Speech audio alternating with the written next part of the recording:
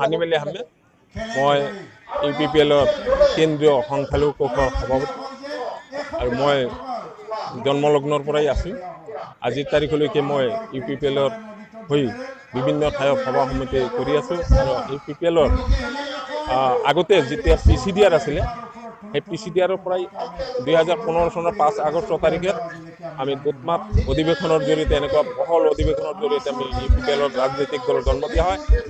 আজিৰ তাৰিখত আমাৰ 7জন MCL আছে আৰু 7জনে নহয় বহুত কেইটা MCL আমি খুব কম ভোটতে হাৰিছোঁ আৰু এইবাৰ আমি এনেকুৱা জোৰদাৰ পদক্ষেপ লৈছোঁ যে আমি যোৱাবাৰ যিবিলাক কম ভোটত হাৰিছিলোঁ সেই সমষ্টিবিলাক আমি উদ্ধাৰ কৰিম আৰু অহা 2020 চনৰ যিটো অহা BTRৰ নিৰ্বাচন হ'ব সেই নিৰ্বাচনত আমি বিপুল ভোটত জয়ী হৈ BTR UPPLৰ দখলত আহিব, এইটো নিশ্চিত।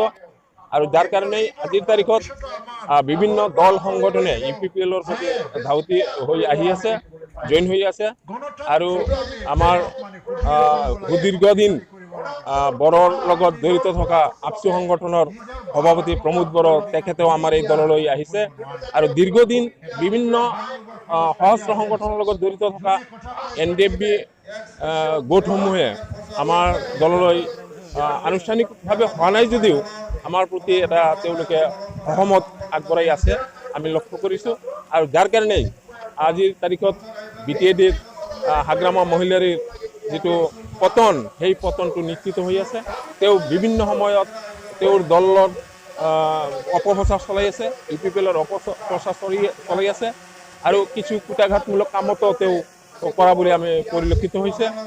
যোৱা 20 আৰু 21 তাৰিখত হয়তো আমি দুখ প্ৰকাশ কৰিছোঁ, এনেকুৱা কুটাঘাতমূলক কাম বা সন্ত্ৰাসমূলক কাম হ'ব নালাগে।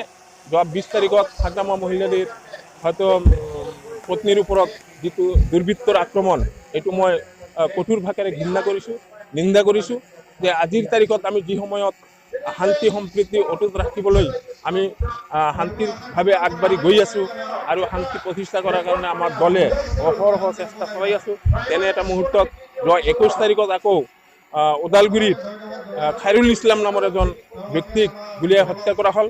এইটোও মই দুৰ্ভাগ্যজনক আখ্যা দিছোঁ যে হ'ব নালাগিছিল। আজি খাইৰুল ইছলাম কোনটো দলত আছে নাজানো, তেওঁ এজন মানুহ হিচাপে, তেওঁ এজন যুৱক হিচাপে তেওঁ হত্যা কৰাটো এই মুহূৰ্তত আমি বিচৰা নাছিলোঁ। হয়তো এছামে ৰাজনৈতিক স্বাৰ্থৰ খাতিৰত এইবিলাক কামলৈ কৰি আছে আৰু ৰাইজক বিভ্ৰান্তি কৰি যাতে দুখবিলাক UPPLৰ ফালে দিব পাৰে সেইটো তেওঁলোকৰ অহৰহ চেষ্টা কৰি আছে।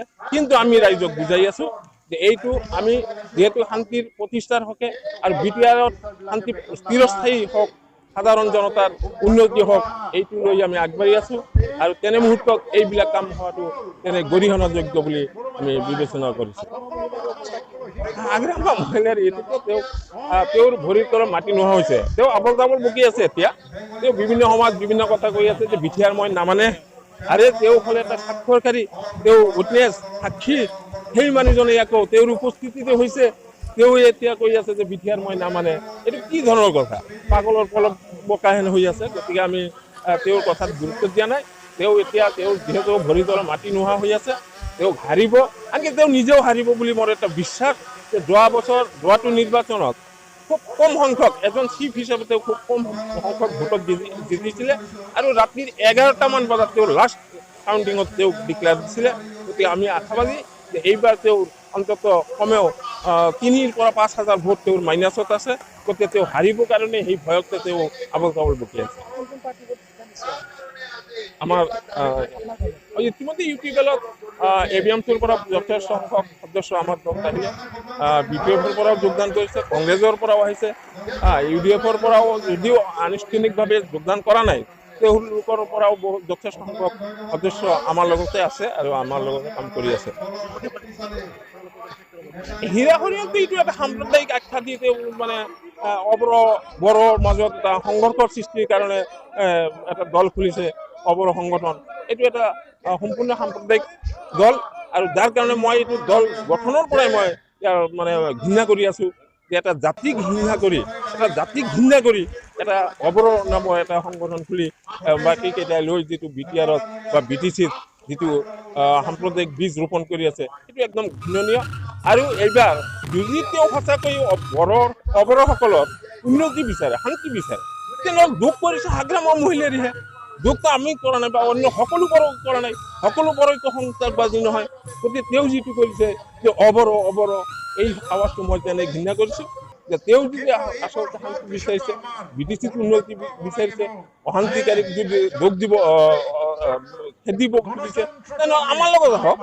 আমি সেই অন্যায়ৰ বিৰুদ্ধে মাত মাতি আছোঁ, আমি অন্যায়ৰ বিৰুদ্ধে প্ৰতিবাদ কৰি আছোঁ, উন্নয়নৰ হকে মাত মাতি আছোঁ। সকলো জনগোষ্ঠীৰ একতাৰ বান্ধোনেৰে আমি বিটিচিত সহমত স্থাপন কৰি উন্নতিৰ ফালে আগুৱাই যাম বুলি আমি আগবাঢ়ি আছোঁ। আমি কমেও অহা নিৰ্বাচনত বৰ্তমান যিটো আমি লক্ষ্য কৰিছোঁ যে আমাৰ ফালে ৰাইজ যি ধৰণে আহি আছে, অহা নিৰ্বাচনত আমি 40টা নিৰ্বাচন কৰিম, নিশ্চিতভাৱে আমি 30ৰ ওপৰত যাম আৰু কি আমাৰ সমষ্টি 30টাৰ ওপৰত যাব এইবাৰ